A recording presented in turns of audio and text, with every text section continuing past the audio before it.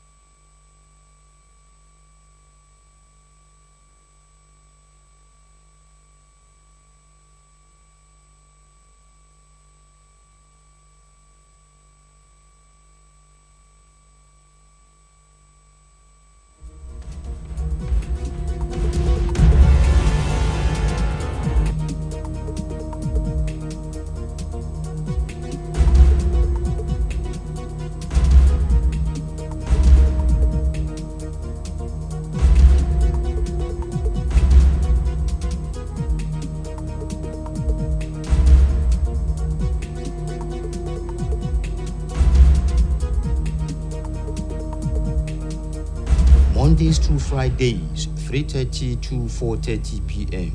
in the newsroom. You can't afford to miss it. You are welcome to yet another edition of this program in the newsroom, the first edition this week. My name is Abiodun Olalere. Human rights lawyer, Femi Falana, Senior Advocate of Nigeria, has described the regime of President Muhammadu Buhari as the most lawless when it comes to obeying court judgment. Governors of the 36 states of the Federation have expressed worry over the preponderance of medical doctors seeking greener pastures abroad to the detriment of the country. Reports say wealthy individuals and organizations with huge cash stashed away have begun depositing them at our various commercial banks. No doubt a fallout of the central governor's announcement on the redesigning of the Naira.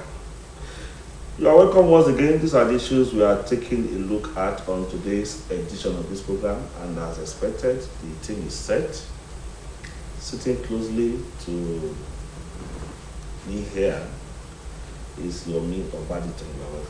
Good afternoon, sir. Good afternoon, viewers. How was the court today? Well, so. Lawyers will always feel happy to be in the court. And the leaders are always reluctant to obey the court. But in spite of that, lawyers are still making their We money. need to do the work so that we don't become a banana republic. They are sitting in yet to come. Yes, also in the newsroom is Mutala Agbola, the latest Olaji in the newsroom. You are welcome. You will be the latest, even till next year. If you continue to. Oh, God. Thank you for having me. Good afternoon, viewers, wherever you may be. The captain is also in the house. Kayode you also welcome. Thank you, Biodun. Good afternoon, viewers. I said that I'm not aware. I don't know your team, but These are his team now. Hey, we are his team now. is it in Premiership or Nigerian League? No, forget that one. Handle that. It's a tight team. A Very tight. tight team. Very cohesive. Team. Okay. One day I will get to know better about your team. Now let's go straight to it. Guys, you said I said when the lawyers, they always feel happy to be in the court. And the government are always reluctant to obey the court. But why is it that government feel reluctant to obey court? Because of military mentality. The incursion of the military. After many years. Well, you know, it's not easy. Okay, look at those who have been there from the military. They only change uniform, they didn't change hearts. So the mentality is there until they change the mind. The mindset is that in the military, you don't query them. Those are people in their days that they won't serve judges. And only very few, like Justice Esho, and many others that are able to look them in their face. So in Uganda, they keep the chief justice and throw him in the dustbin. And many other things happen in Africa. So until the rule of law is taken as a very important aspect of democracy, before we can begin to see that just being in power does not mean you are above the law. I was reading the story of a black police officer arresting a sitting president in America. Because that's where the rule of law is. You can say what Donald Trump was trying to do, giving instruction to the Electoral Commission, giving instruction to the general, and say no, that's not the law, sir. That's where institutions function and where the rule of law governs. But here, once they are general, you know, and they used to say once a general, always a general. So if they drop as a general and there's a recycle of leadership, that mentality has not changed. And unfortunately, even some of them who are not even in the military, they also have the same mind. Their leader are authority. And in the parliament in America, in Britain was that the queen never do wrong. So in our own country, your leader never do wrong. So who are you to even take them to court? Talk less of obeying the court. So that's why we find ourselves. Will it still be right to accuse the military or to bring them or drag them into that military mentality? No, I don't. After so many years of democratic experiment. I don't want to share that sentiment. Professor A.V. Dicey, who propounded the theory of rule of law, said that the law should be supreme. Fine. But you see, I think it is part of us. I don't want to say, but it's part of the black race or leadership in Africa. This mentality of, because we are come before the military came in, we had the traditional rulers. The Ikubabaye Yalase Egbakeji Orisha, who cannot be questioned. He wasn't a military ruler. He was a civilian, if you like. But he was subjected to the modern government. I think I still have the floor. Sorry, sir. So I thought that in the court. Okay. So you see, I think it is part of us. So it is part of us. Oh yes, that we behave that way. Either military or civilian. You see, we have had Nkrumah, for example, had a very tough time. You see, initially when they come in as Democrats, then when they come in as Democrat and you see, sometimes my two colleagues here, I think they will say it better because they have been there, so they should understand it better. But what I'm saying, even from a distance, I discovered that however good you are, when you get there, you become a different person entirely after some time. Why? Because people will surround you. Loafers, hangers-on, Hosanna chanters, sycophants. They will come. But there are people of your making. Yes, fine. But what I'm saying is that, you see, they keep telling you the same thing. And in diplomacy, lies told over some time will take the semblance of truth. So what they tell you is what you want to believe. Know what is happening in the larger society. Saki, your brother has told us here that it has to do with military mentality. And the circle of leadership. And circle of leadership. And Mr. Lagola is saying it has to do with our culture, our environment. I don't know where you belong. Well, I tend to agree with the barrister. You should be able to differentiate between tradition and democracy as a form of government. Well, our bars have this kind of Kuba Bayeye, Kabiesi, that is tradition. That is tradition. But when it comes to governance, and we talk of democracy now, I tend to agree with the barrister. You see, this military mentality has been there. And this man we are talking about, when he was around in 1984-85, he demonstrated the same attitude. That's when he came on board and he said, the first statement he made, he said, I will tamper with press freedom. And that was about the decree 4. That made the practice of journalism very difficult. Now, he came back in 2015, telling us that he has become a born-again Democrat. But you see, the training has had all along as a military man, rising to the level of a major general and becoming a military president. That mentality is still there. It's very unfortunate. It is still there. Because in a situation where courts deliver judgment, and somebody somewhere, because he has executive power, will now subject such judgments to other interpretation. It is not done in democracy. Okay, thank you. I'm happy. I mean, this is your profession now. There is the office of the Attorney General and Minister of Justice, and of course, that office is occupied by a professional, not just a lawyer. In most times, a senior advocate of Nigeria. And he or she is expected to advise the president accordingly, or even all the cabinet, not just the president. Under this circumstance, where do we place that professional, or where do we place his professionalism? Under Malami, I think is queryable, and people have not asked anybody to sanction him because he has not been living to expectation. And quite often, once you appoint people into a position of authority, especially professionals, they forget where they are coming from.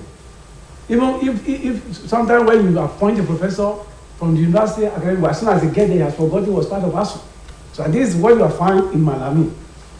People have even find some of those actions that he will himself even filter, assess, reinterpret what the court judgment has said. So what we're expecting was that most of people feel grief should have gone back to court and charged him for contempt of court. Because while the president has immunity, vice president, the governor, and the deputy governor, the attorney general does not have immunity. So quite often, if you look at the history, except very few, like I can't remember one Baba who was there under Obasanjo. Those are people we know that this is my constituency. We don't want to soil their finger. So other ones they get there, as soon as they do you think you can do it like this? No problem. Just what do you expect? And then they turn and people begin to ask, why are you doing this one? Is that what is obtainable in other countries? Haven't you traveled? These are people who attend international conferences and they know what the law is. In law, we said the constitution is a grammar. That means that's the foundation. And under the rule of law, like my brother may refer this, said there are going to be 3 arms of law. And these 3 arms of law, they are going to serve as check and balances. So no senior prefect Either you're executive, you're judicial, or you are the legislator. So, but in a situation where they could see himself as the only emperor, and most African leaders are emperor, from except maybe from South Africa because of the white men who are there. Take from Kenya, go to Uganda, go to Namibia, take them and then back to Nigeria. The First Republic, look at Balewa, look at the Western crisis, look at the role he played. And eventually, even when they were telling them that is not the law, the man insisted. And when you come back under the military too, the same story. So the problem we're saying today was that most of our colleagues or senior colleagues who serve as Attorney General as guilty as the president they are serving. Because of what? Because of the remnant, the crumbles of the tables of the executives. Okay, Mr. Lagola, when we talk about this lawlessness in courts now, refusal of Mr. President to obey court judgment, you cannot also exonerate those in the legal profession to the lawyers. At times when an individual is accused of embezzling a huge amount, I know you are still innocent until you are found guilty. Yeah. Such individual will approach the court with several sons to intimidate the judges. A judge. In the real sense, is it not a game of the smartest or the most smart? I don't know how to use that grammar. Yes, I think that's, but before I do that, let me go back to what I said earlier. The Attorney General that served Yaradua was a civilian. You see, sometimes when we pass the buck, today if you analyze how we find ourselves here, they will tell you a colonial mentality or colonial rule, imperialism. The other one is military. This Attorney General that served Yaradua, I've forgotten his name, is from Benue. Now, after he left office, he had a case that his sonship was reduced, was taken away from him. So what I'm saying, you see, he's an African. We may accuse Obasanjo, we may accuse Buhari. Maybe Buhari has taken it too far. But I'm making reference to a civilian regime headed by late Musa Yaradua, and that I've forgotten the name anyway. You see, coming back, well, for the lawyers, the good thing about law is that however worse your case is, you must be given a lawyer. And so people have come to understand that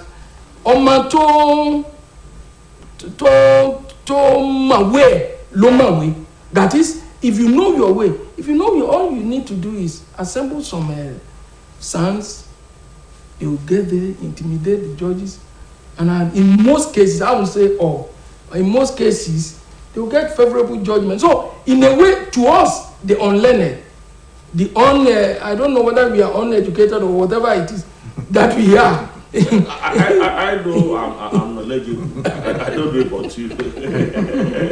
They are learned, we are educated. Okay, whatever it is. So, to us, I think there's element of complicity on the part of the lawyers. But they will tell you they are doing their job. And that's how it ought to be done. That guilty people or people who are alleged of, they are not guilty until found guilty by the court. So it's the court that has the final say. So in that wise, or some of us who are not lawyers believe that in a way the lawyers too are complicit. Sake, can we also exonerate our lawyers? No, we cannot. You know, during Abacha era, we had Dr. Olu Onagurua as Attorney General. Adoke is the one you want to do. No, not Adoke. So the problem that Onagurua had that saw him out of government unceremoniously was because he wanted to be professional. And he took his stand. And he paid the price. Yes. No. So you see, this case of Malami. You are distracting the audience. Please. This case of Malami and they have been, it deliberately chose him because they belong to the same camp. They came together from CPC or what is the name? They have been coming along for a long time. So he deliberately chose him, and he is doing his bidding. You see, during the military, we used to have ouster clauses. Yes. It means there are certain laws that you cannot challenge in court. But democracy does not have that kind of Law. recklessness. It doesn't have it, but we are now experiencing it.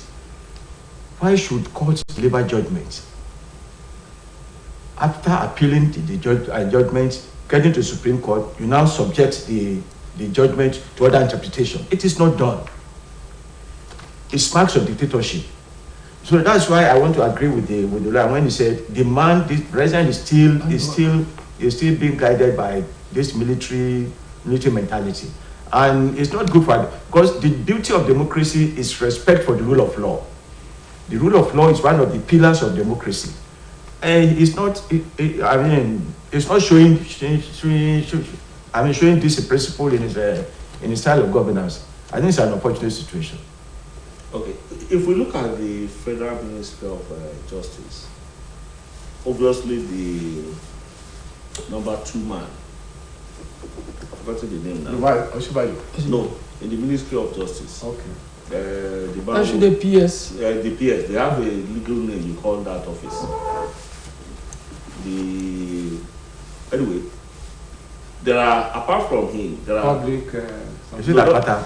No, not the name, but that office. The Solicitor General. Yes, Solicitor General. Yes, thank you. And Permanent Secretary. Again said. So they are all lawyers, including, in most cases, the actual staff, they are lawyers, and they all came from the same background, as after the same law school. What is their role in this kind of scenario? Well, they are first you need to know that they are civil servants. And when you have a political appointee, he overrides whatever you are doing in the ministry. It's like if you work in OSBC and then Commissioner of Information give a directive from out there and you say, because you are a staff here, who is she? So that's the story at the Ministry of Justice over there. Because they are civil servants and they are subject to civil service law. They are supposed to be seen, they are not to be heard. So the Attorney General, either is right or wrong, the PS cannot go outside and say, my Attorney General is wrong. But this is law. And the law This is law, but you are under an authority. Malami also knows, and even the NBA and some other law bodies are saying, look, let's sanction this man. Yeah. This is contempt of court. And we have seen it over in why are they not sanctioning him? Yeah, well, why are they not sanctioning him? You can even see recently, I was told that a new body of law or lawyer has just been formed now. I don't know how true it is. The other time, they won't try to create another NBA. So people are very careful so that they don't create and allow it to become NLC and TUC issue. So these are some of things. Or ASU. Or ASU, some of things. But whatever it happened was that sooner or later, he will be subjected into law. Leandro Aka, you are talking. Some of them were involved in this multinational contract. Sashore of Lagos used to be Attorney General. Today he's facing whatever he need to face music and the cost there. But on the basis of... no, I'm even giving an example that why he was there. It's not that people who are not giving the information are not aware. But they need to wait until the heat is down before you can strike. So, and that is the beauty of democracy. However, in the case of which we are now discussing, we've gotten to the 11th hour. That people just let them go. And as soon as we go, we know what to do. What we do is that we don't allow history to repeat itself. There have been people like Ganifa have been locked up by the state on several occasions. Agbakoba eye cannot see. The second eye was broken by the same people in power that time. This man, Oshomole, was thrown under Obasanjo into jail by the same, and yet they are civil and they are Attorney General who do not say anything wrong. So what baffled us that even when we know that this thing is wrong, and the man will still be given the president cannot.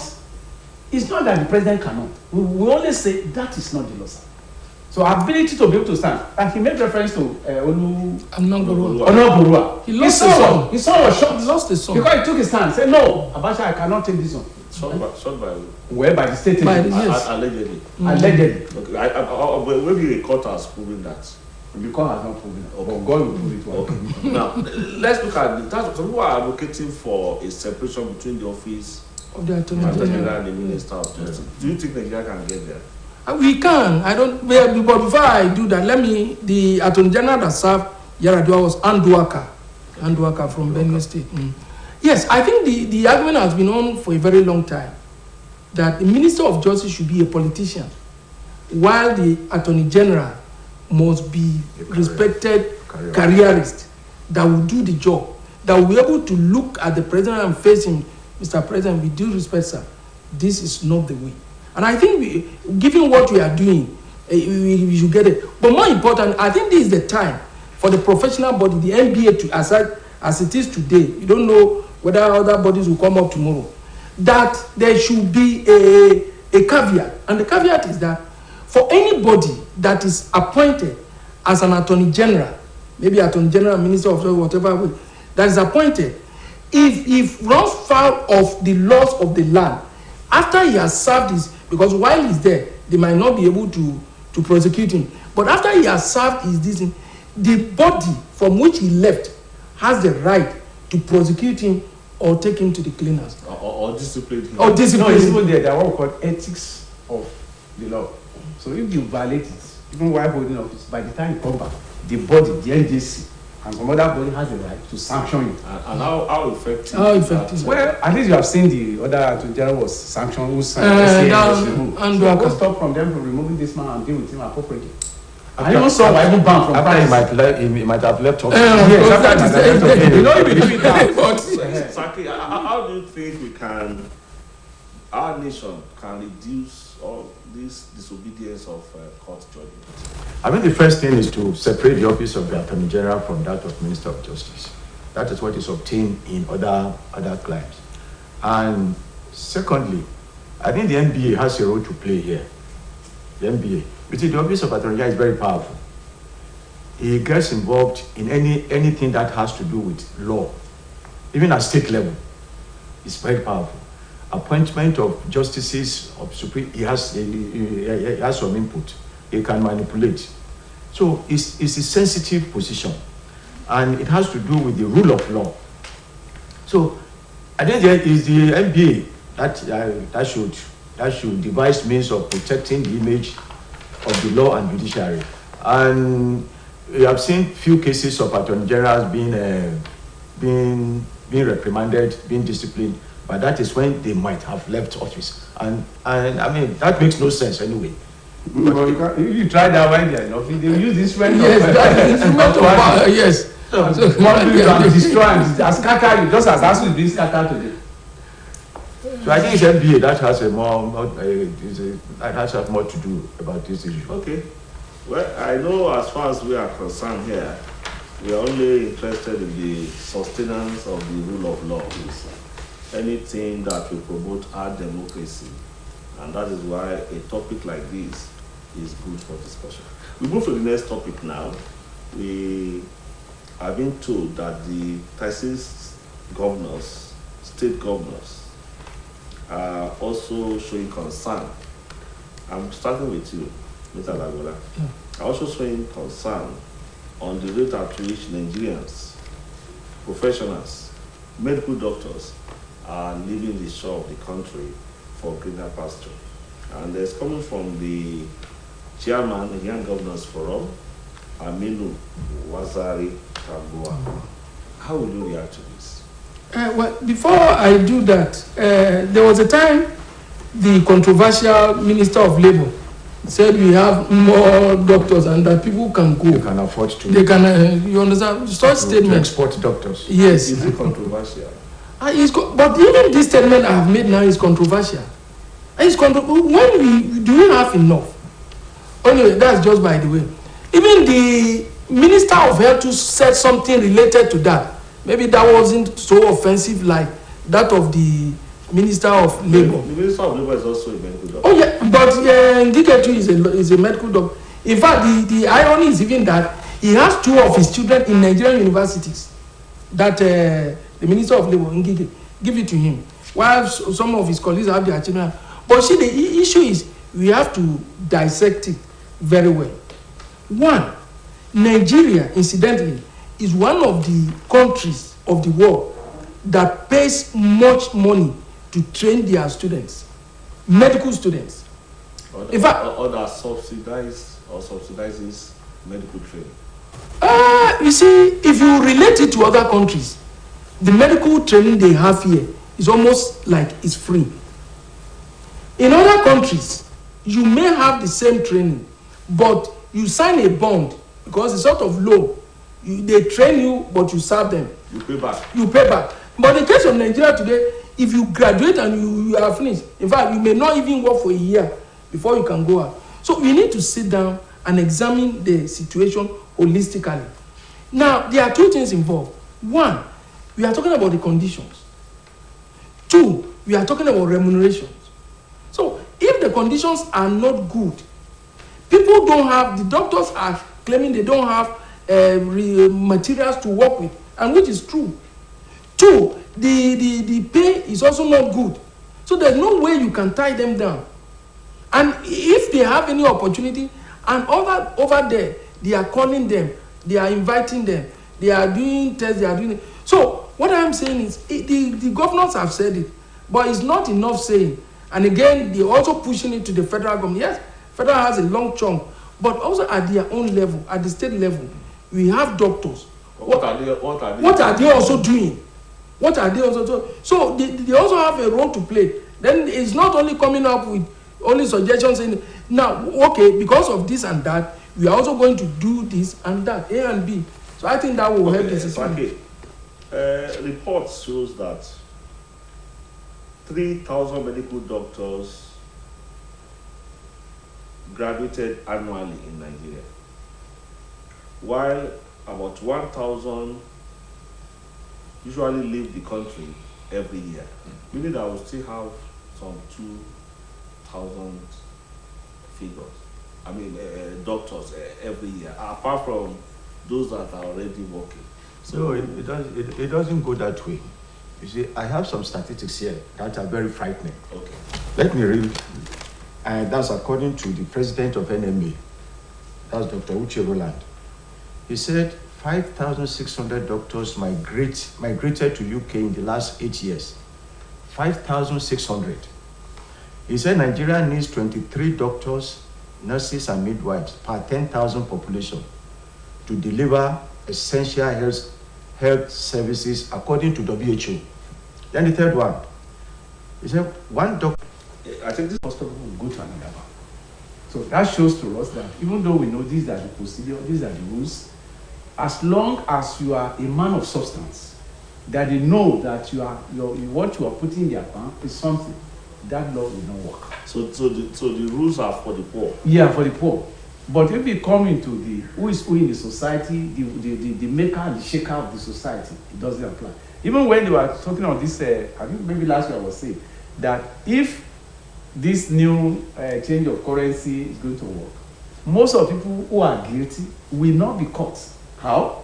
Hello, is that 0.5, and that money will be taken by the bank. And by the bank official. Of course, because he knows their customer. Oh, God has called you. Yeah. In fact, they will send vehicle to go and convey it. What I'm talking. That's the man. They will tell you that man that make our bank to stand. Yeah, yes. They know. So it's more of a business. It is. I said a bank official told me when I discussed the same thing in an open ear like this. Say yeah, but if you do that, they will not come to us. So that is why you find this thing. They are rushing back. What about the red flag that will appear if you save beyond certain amounts? Not in our country. If it's in America, they will not even talk to you. As soon as you go beyond that, the FBI will be notified and they begin to monitor you. Maybe you are a smuggler or you're a cocaine dealer or something on criminal record. And that's why they were able to get most of our politicians, from James Bori to the Alice Madweke. They will not make noise. And they are bringing their money, they begin to monitor. Okay, so banks. It's not something good. Is it not the law of our system would have been to help the manufacturing sector, because they are crying that all these other measures government is taking for them to be paying this and paying that on the raw material. So in time like this, they should be able to help them so that it will increase our production. Because even if you change your currency, and that could that be done within this short period? Oh, it could be done. While they are collecting this cash inside, they can as well be having money to give as loans Now many as Do you have countless dollar in Nigeria? No, we don't. But you see, there are so many sources. The government generate their own legally through our exports, though majorly from the crude oil. But there are some Nigerians too who remit money. In fact, Nigeria was reputed to be one of the largest countries, I think maybe outside India also, that send money back home. That is, they send dollars here. So that's also another source of, but all said and done, I think the government, we are not manufacturing. That's the problem. Until we produce, before the currency can be. Yes, we'll have some weight. Okay, the currency is not healthy, but so many people are chasing dollars. Yes. But people will say they are politicians. Let's assume that they succeeded in changing all the naira to dollar. Would they be buying votes with us? Their homes. Of course. And will they be able to change it before the deadline? They don't even need that. They only need to call their manager. I said they are talking of big people. People deal in millions. I don't even have 2,000. So why you? It's not meant for us. The only thought short by this land, so can you send it to me? Okay, that's how far we'll be able to go on today's edition of this program in the newsroom. Let me appreciate my guests, my colleagues that are in the newsroom. Thank you for your contribution. Thank you, Gordon. Thank you. We also appreciate you. It's always a pleasure to be here Monday afternoon. And Yomi Obaditon. Thank you for the privilege of being here. Yes, you have to see me. You are in back on a process of 24 hours. You could not have done that for free. So the program will be back to